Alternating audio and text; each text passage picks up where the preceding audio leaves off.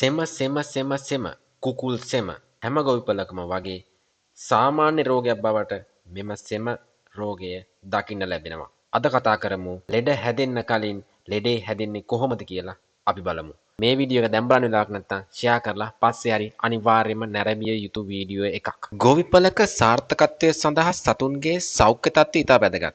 ඔවුන්ට වැළඳෙන රෝග අතරින් ශ්වසන පද්ධතිය ආශ්‍රිත රෝග සෙම් රෝගය ප්‍රමුඛ ස්ථානයක් ගන්නවා.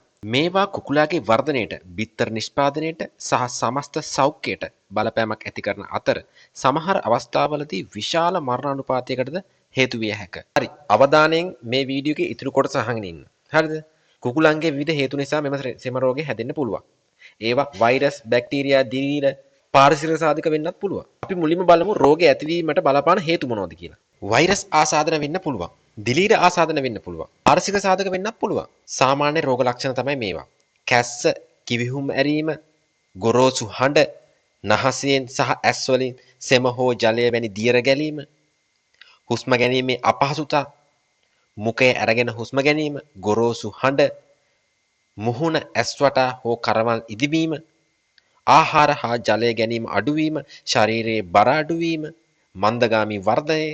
මේක මස් සඳහා නිෂ්පාදනය කරන කුකුලන්ට විශේෂයි. බිත්තර නිෂ්පාදනය අඩුවීම හෝ නතර වීම, බිත්තරවල ගුණාත්මක භාවය අඩුවීම.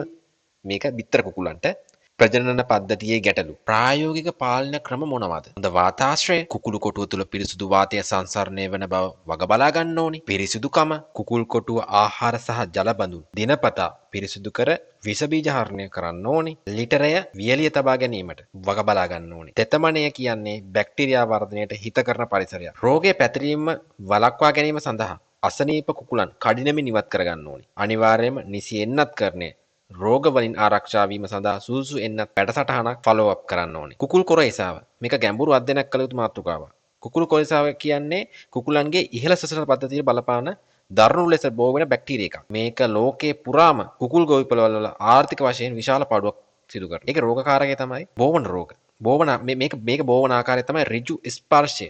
ආසාදිත කුකුලන් නිරෝගී කුකුලන් සමග ස්පර්ශ වීමෙන් ආසාදිත ශ්‍රවණය කැස්ස කිමුහුන් මගින් වාතයට මුදාහරන සෙම සහ අනිකුත් ශ්‍රාවය මගින් ආසාදිත ආහාර හා ජලය රෝගී කුකුලන් ශ්‍රාවය වලින් දූෂිත වූ ආහාර සහ ජලය මගින් බෝ වෙන්න පුළුවන්. දූෂිත කුකුළු කොටුවේ උපකරණ ඇඳුම් පාවාන් මගින් රෝගවාහක කුකුලන් රෝගයේ සුව ලැබූ නමුත් බැක්ටීරියා ශරීරය තුළ දරා සිටින රෝගීන් පැතිරිවගේ මූලාශ්‍රයක් වෙනවා. ඒක රෝග ලක්ෂණ තමයි කොරයිසාවේ මූණ ඉදිමෙනවා. මේ වීඩියෝ එකේ තියෙන විදිහට විශේෂයෙන් ඇස් වට, ඇස් යට සහ කරමල් වල පැහැදිලි ඉදිවීමක් දක්නට ලැබෙනවා. මේ කොරයිසා රෝගයේ ප්‍රමුඛතම සහ විශේෂ ලක්ෂණය. නාසයෙන් සහ ඇස් වලින් ගලා යන සෙම මූණෙන් ජලය මෙන් තුනී වී පසුව ඝන කහ පැහැති චීස් වැනි ස්වභාවයක් ගන්නවා. අප්‍රසන්න සැර ගඳක් සහිත සෙම ගලනවා. ආසාදිත කුකුලන් කුකුලේ නිතරම සැරසන අප්‍රසන්න ගන්ධයක් එනවා.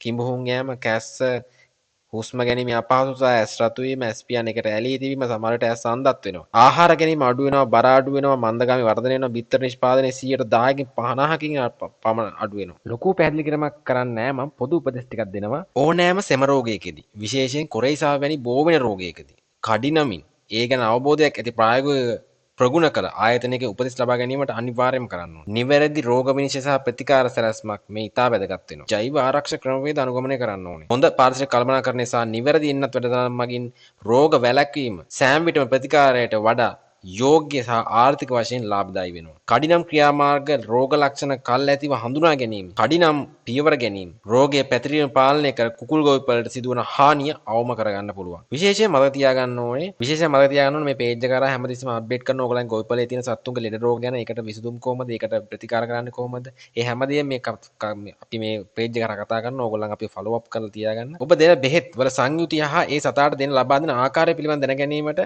ගැන අවබෝධයක් ඔයාලට තියෙන්න ඕනේ. උදාහරණයක් ලෙස තමයි තෛලෝ ලබා දෙන විට මද රස්නයට වඩා අඩු රස්නයකින් බෙහෙත් දිය යුතු අතර තෛලෝ සම්පූර්ණයෙන්ම ජලයේ විදි අණුවල දිය නොවන නිසා එම ජලයේ ක්ලෝරින් මිශ්‍රිත භාවිත කිරීමේදී සමහර හිතකර ශුද්ධ ජීවීන් විනාශ වීමේ අවදානමක් තියෙනවා. ඉදිරියේදී මේ වැක්සින් පිළිබඳව සම්පූර්ණ දැනුම ඔයගලන්ට අපි කියලා දෙන්න කොහොමද වෙන්නේ කියලා. එහෙනම් ජය වේවා.